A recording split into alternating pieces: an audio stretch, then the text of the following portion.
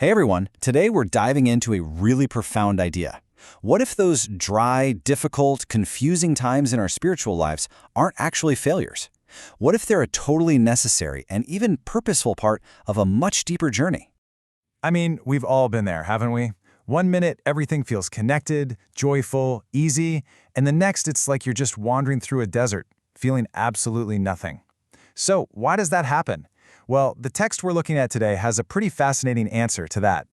All right, so here's our game plan for this explainer. We're going to start by looking at two totally different kinds of spiritual experiences.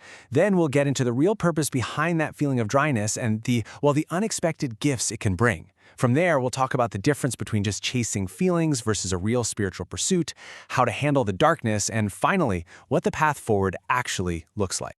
Okay, let's jump right into the big idea here. The spiritual journey? It's not just one smooth, straight line. The source text says it's made up of two fundamentally different kinds of experiences, and each one has its own unique, divine purpose. And this slide really breaks it down, doesn't it? On one side, you have the good stuff, those soft, joyful, love-filled moments, the spiritual highs. And their purpose is really simple, to attract us, to win us over to the path. But then there's the other side, the arid, confusing, lonely times. And their purpose isn't to punish us, it's to purify us. This quote just perfectly captures that shift. The journey begins with being treated almost like a child, drawn in by these wonderful, warm feelings. But the whole goal is to grow up, to become a strong adult whose faith isn't dependent on those feelings anymore. And that's where the purification comes in. Which brings us to the really crucial question. Why? Why do we even need these desert periods? Well, the text is very clear on this. These times aren't random. They're not an accident. They are intentional, powerful tools for our deepest growth. So what even is spiritual dryness? Well, think of it like this. It's a state where all the external props get kicked away. The good feelings, gone. The outward signs that you're making progress, they vanish. And you're forced to make a big shift. A shift from relying on what you can feel on the outside to building real, internal strength that's based on surrender. So why is this so critical? Well, look at what it does. It weans us off our dependence on those unreliable feelings. It keeps pride from taking over, that feeling that I'm doing so great on my own. And here's the really deep part. It forces us to confront our own selfish desires at their very root, to learn what it means to surrender our will and ultimately to find a kind of comfort that is so much deeper than just a fleeting emotion. Okay, so if you can just hang in there and persevere through this difficult season, what happens? What's the payoff? Well, like a patient farmer waiting for the crops, the source promises there is a harvest. Let's take a look at the incredible results that come from walking through that desert. This slide lays out a pretty incredible transformation, right? By sticking it out, you start to develop this unshakable patience. You'll find that worldly desires and old habits just lose their grip on you. A deep inner awareness begins to grow, almost like an internal alarm system. You gain real self-knowledge, seeing your old selfish patterns for what they are, and all of this leads to a true, deep reverence that goes way beyond any simple emotion.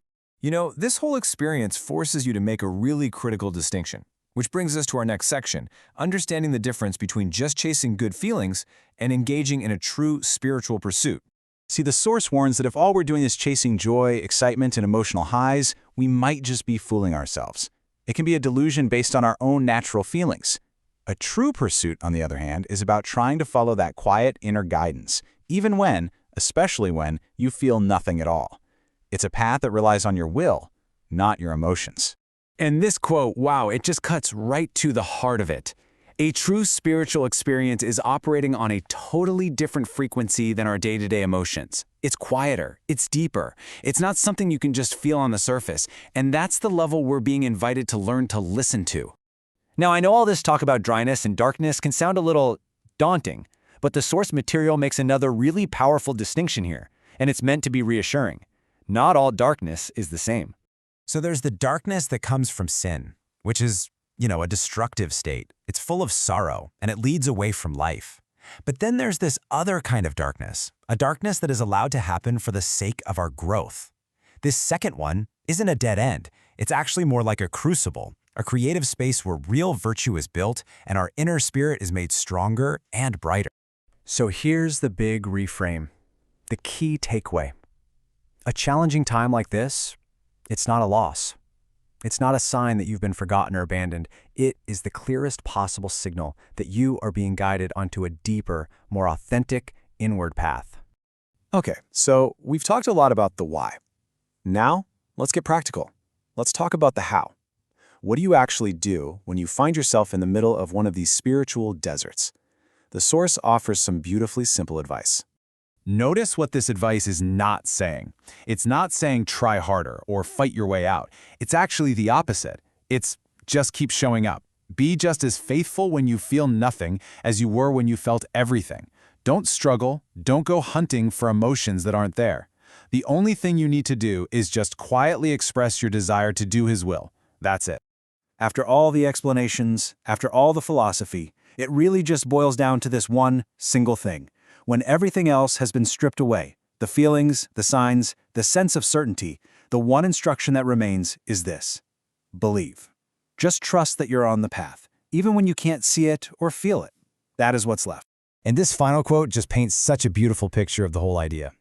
That period of dryness in your soul is not death. It's like a tree in the dead of winter.